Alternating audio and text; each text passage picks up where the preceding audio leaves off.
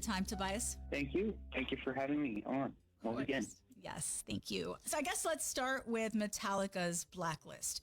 Ghost covered Enter Sandman, as we've discussed on the show.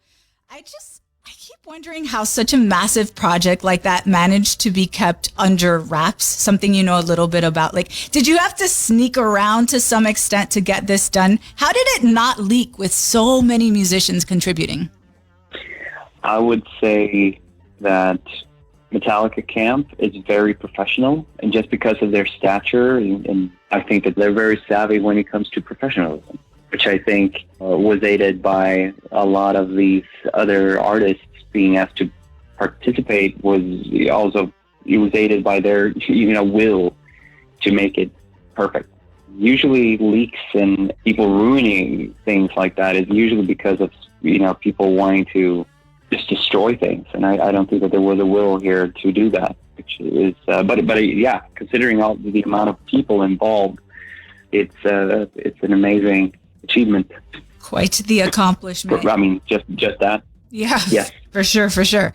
Has there been a cover on Blacklist that caught your ear? And if so, who was it done by and what made it stand out for you? Oh, I haven't really spent a whole lot of time with each track. So, I mean, just listening through, that was alone like far beyond my sort of the time frame and my what do you call it, like attention span. But I heard a lot of good things in there that was interesting, and I mean, obviously, just the variety of artists on there was very original. I think I'd say that there were bits and pieces all over the place that I found really good, but I haven't spent enough time with each track listening to it over like several times to be like really shining onto one special thing that sort of stuck out like that. Volbeat are a Danish band, Ghost is a Swedish band. Do you feel a certain connection to them because of that? I mean, there's obviously like proximity and some similarities in language, but beyond that, just kind of like they are the one popular Danish band on rock radio. You are the one, so do you feel connected to them on some other level because of that? Oh, of course. I mean, there is as far as being influenced by a lot of the old bands, obviously like Metallica or Maiden, and all the bands that we played with have had the luxury of being, opening up for, like Guns N' Roses as well, Foo Fighters, and Alice in Chains, and like all these bands. Of course, they would be influential and also like role models. I attribute a lot of like the school of rock that I learned from even before we got the opportunity to tour with them. I attribute that a lot to Metallica and Iron Maiden, just because of how they did things in the past and how they worked, how much they toured, where they played, and all that. But one thing that is slightly amiss when you compare yourself to all these older bands is that they come from another time. Things were done differently there. They come from a completely different background. Not necessarily musically, but just environmentally, it was just different.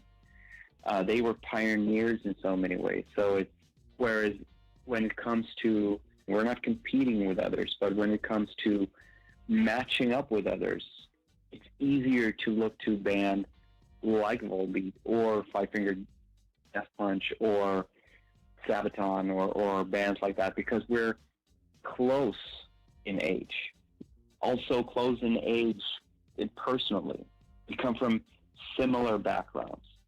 Me and Michael have both Michael in Volbeat, we have both played in death metal bands before we started playing rock music.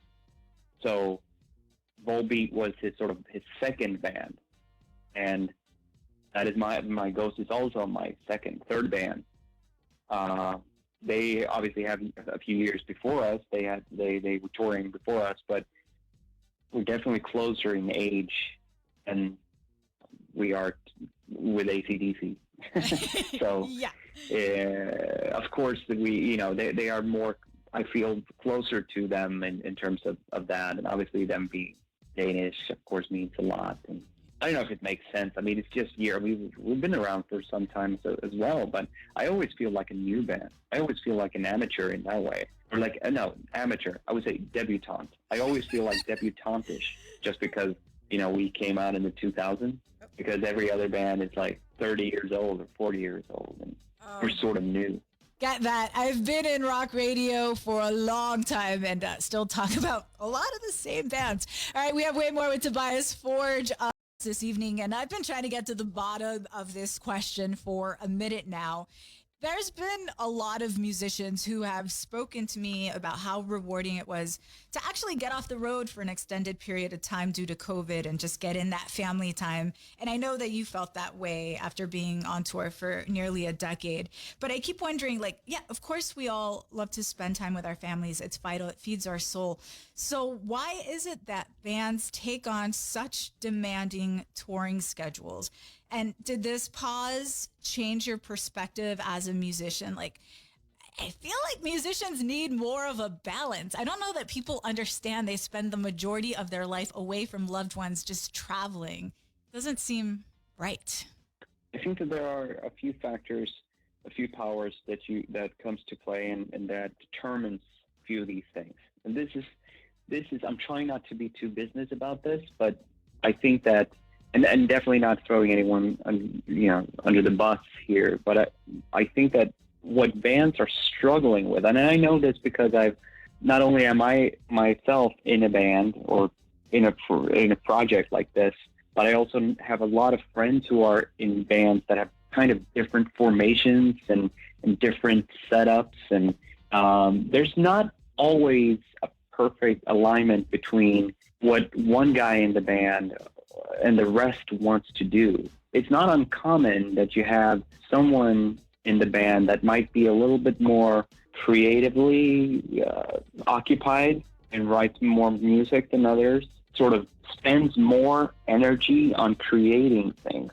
wanting to maybe play a little bit less, whereas you have the people in the band who might not be that creative, but they depend on the paycheck, who wants the band to play more. And that is a very common thing. There's nothing wrong with that. That's how it usually is. And I think that once you've taken the step of not doing your band as a hobby, which is actually most people who are in successful bands, and I'm saying successful as in that doesn't mean that turn you into that band that turns you into a millionaire. I'm talking about a band that is relatively known and you can play shows everywhere. There's a ton of death metal bands that could do that, but most of them were hobby bands. Most bands around nowadays, just because of live shows being so, obviously disregard the COVID thing, but in modern time, there are a lot of bands that at some point or another have had to make the choice. Are we a hobby band or are we a real band, like touring?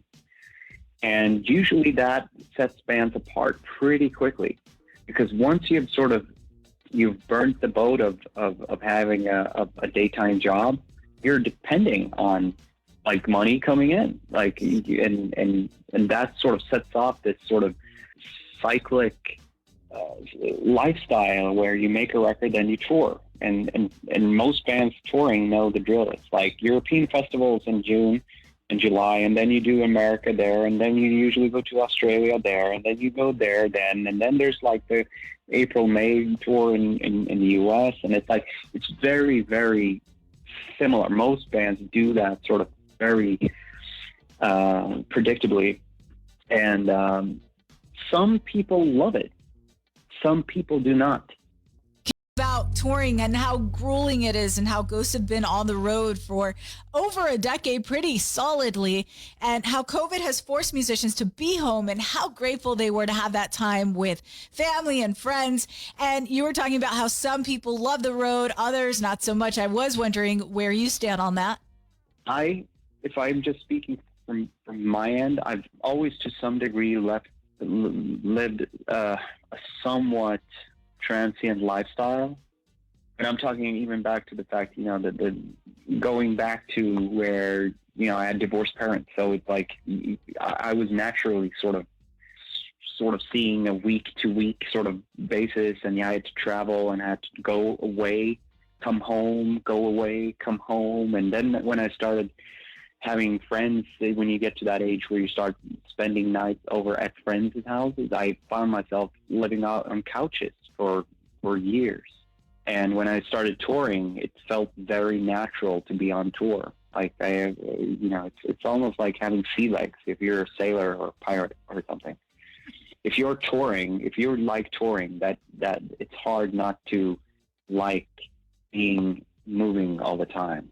And because I'm also the creative force within this band, and I am essentially the only one that is expected, as much as I'm collaborating with people on all sorts of things, like I don't paint our covers, I don't print our shirts, but I am the only one that is expected to produce anything. So I have a ton to do all the time, even in COVID times, even in a year off. It's like I can do things all the time. There's always things to do. So for me, creatively, I always see things that are half done or potentially done or that could potentially be done. And then I have this huge to-do list of things that we haven't achieved yet. So for me, it's always just a constant looking forward to new things and like looking at dates and looking at that I for the last 10 years at least, I've constantly written the wrong year. If I have to sign something with a date today, I would write like 2022. Oh, wait, maybe no, it's 2021. Oh, yeah, because I'm looking at 2022 and 2023, 2024 even. Whereas if you're in the band and you might sort of just be playing, of course, a lot of that is not part of your world. You're not part of the creative bit, and then it becomes more important those hours on stage to perform, or if that might not be the thing that you burn for, maybe it becomes just a problem because you have to leave home, because you have to do this, and maybe that grows discontent. And that happens in all bands, and that's usually when it gets messy. But it's very natural. It's not hard to understand the mechanics of that. Loudwire Nights this evening. He's been our guest all hour long.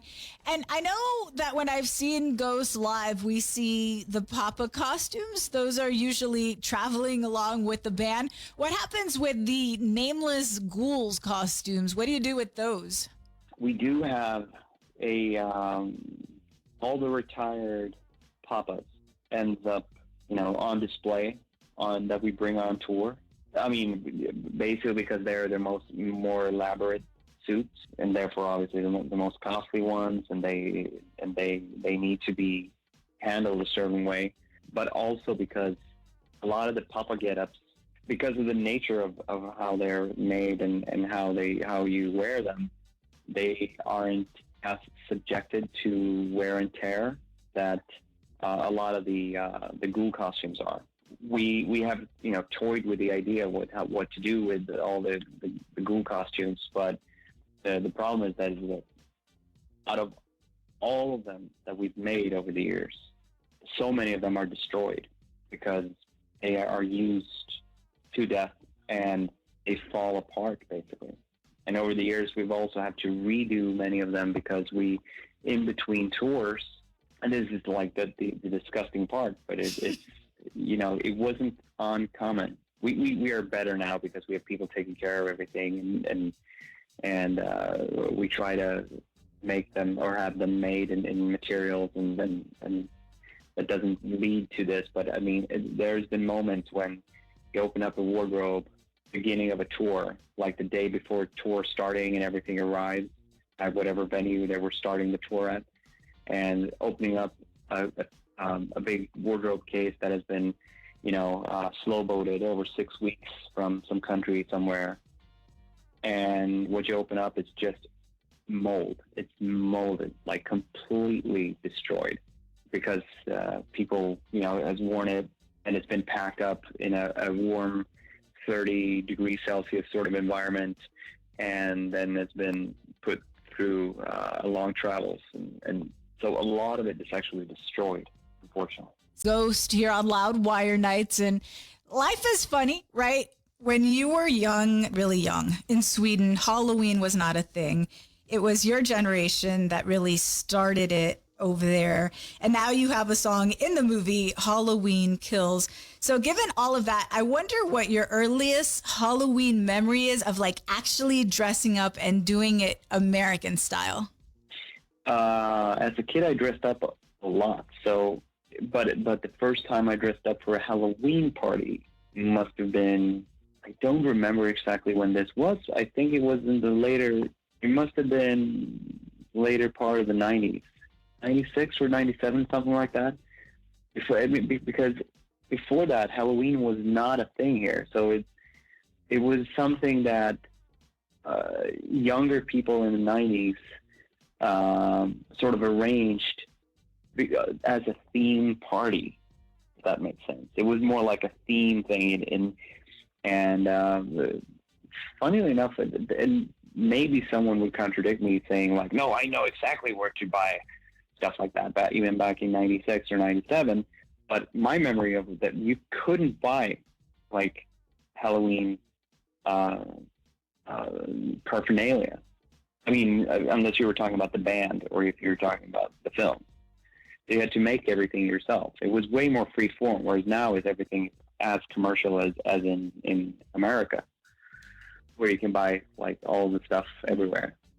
I love it. I'm not being like, oh, it's just a commercial holiday. It's one of the commercial holidays that I really love, that we here in Sweden and in Nordics and in Europe that we've embraced, because it's really cozy. It's really nice. I love it. To answer your question, it was late 90s when I was about 15, 16, something like that. And what did you make? What did you wear?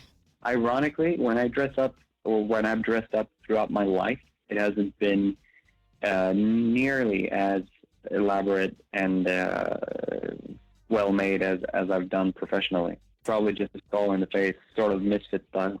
Quite surprising. Yeah, that is surprising. All right, here is Hunter's Moon Ghost on Loudwire Nights, all the rock that matters.